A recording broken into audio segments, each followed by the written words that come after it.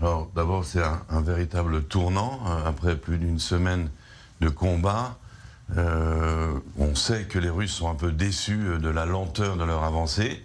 Donc là, ils viennent de remporter une victoire certaine. Ce qui est important à savoir avec cette ville de Kherson, c'est qu'elle est extrêmement stratégique parce qu'elle est un accès portuaire à la mer. Elle permet donc aux forces navales russes de réapprovisionner les forces terrestres sur le terrain.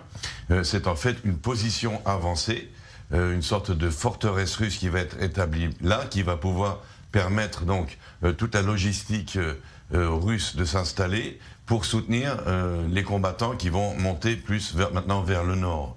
Alors là, stratégiquement aussi sur le plan des pourparlers et d'un possible cessez-le-feu, la première opportunité serait que les Russes vont maintenant monter donc de la mer Noire de Kherson vers le nord et le plus haut possible. Et donc il faudrait à ce moment-là une ligne de démarcation de cette montée. D'un côté vers l'est, tout ce qui sera conquis par les Russes, donc tout ce qui est à l'est, et puis l'ouest resterait l'Ukraine. Et là, dans les pourparlers qu'il va y avoir à la frontière polonaise et de la Bélarus, entre les Russes et les Ukrainiens, on pourrait envisager déjà une certaine partition de l'Ukraine, une ligne de cessez-le-feu.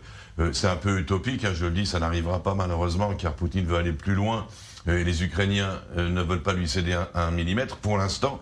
Mais ça aurait pu être une des solutions de mettre fin à ce conflit en établissant cette ligne. Mais on n'en est pas encore là, car de Kherson, les Russes doivent encore monter. Ce qui est extrêmement important aussi dans la prise de cette ville, c'est tous les signaux qui vont être envoyés de part et d'autre. Alors du côté ukrainien, on a vu que l'armée a capitulé, elle a quitté la ville.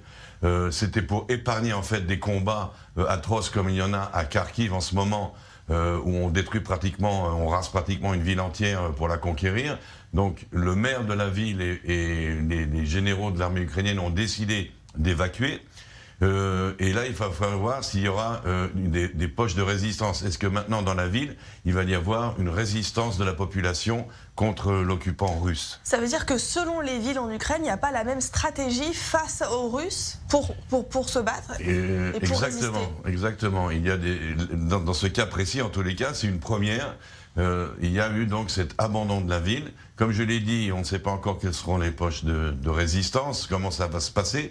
Et du côté russe, ça va être extrêmement important aussi sur le plan psychologique, car si l'occupation par les soldats russes de cette ville se passe plus ou moins bien, c'est-à-dire sans violence, comme ça a l'air d'être le cas en ce moment, c'est-à-dire les gens se tiennent quoi à la maison. Le maire a demandé que les personnes sortent une par une dans la rue, même pas par deux, pour ne pas avoir l'air suspecte. Et que tout reste calme. S'il y a un calme relatif et que l'occupation russe s'avère, entre parenthèses, bienveillante, ça peut envoyer des messages à d'autres villes de Russie, car l'armée ukrainienne ne peut pas défendre chaque ville et village de l'Ukraine. Il faut faire un choix. Donc les combats, on le voit, se concentrent sur Kharkiv, sur Kiev, mais aussi dans le sud, du côté de Kherson et du côté de la mer Noire. Ça va se concentrer sur Odessa et Mariupol. Donc ça, c'est une décision stratégique ukrainienne qui favorise les Russes, mais d'un autre côté, qui peut peut-être un petit peu apaiser la violence de l'offensive.